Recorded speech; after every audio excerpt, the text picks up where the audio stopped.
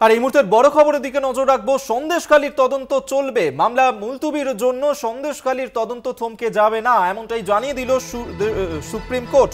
আপনাদেরকে জানিয়ে রাখবো যে সন্দেশখালীর তদন্ত চলবে, মামলা মুলতুবির জন্য তদন্ত প্রক্রিয়া থমকে থাকবে না, এমনটাই জানিয়ে দিল সুপ্রিম কোর্ট। আপনারা জানেন যে এই সন্দেশখালীর ঘটনাতেই সিবিআই তদন্তের নির্দেশ দিয়েছিল কলকাতা হাইকোর্ট। কলকাতা হাইকোর্টের ডিভিশন বেঞ্চের সেই নির্দেশকেই চ্যালেঞ্জ জানিয়ে সুপ্রিম কোর্টে যায় রাজ্য, এবং সেই ঘটনাতেই এবার সুপ্রিম কোর্ট জানিয়ে দিল যে সন্দেশখালীর তদন্ত চলবে, মামলা মুলতুবির জন্য তদন্ত প্রক্রিয়া থমকে থাকবে না, জানিয়ে দিল সুপ্রিম কোর্ট।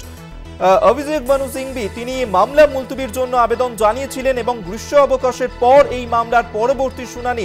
আপনাদেরকে জানিয়ে রাখবো যে সন্দেশখালীর তদন্ত চলবে, মামলা মুলতুবির জন্য তদন্ত প্রক্রিয়া থমকে থাকবে না, এমনটাই জানিয়ে দিল সুপ্রিম কোর্ট। কলকাতা হাইকোর্টের ডিভিশন বেঞ্চ যে নির্দেশ দিয়েছিল সিবিআই তদন্ত, সেই সিবিআই তদন্তের নির্দেশকেই চ্যালেঞ্জ জানিয়ে সুপ্রিম কোর্টে যায় রাজ্য।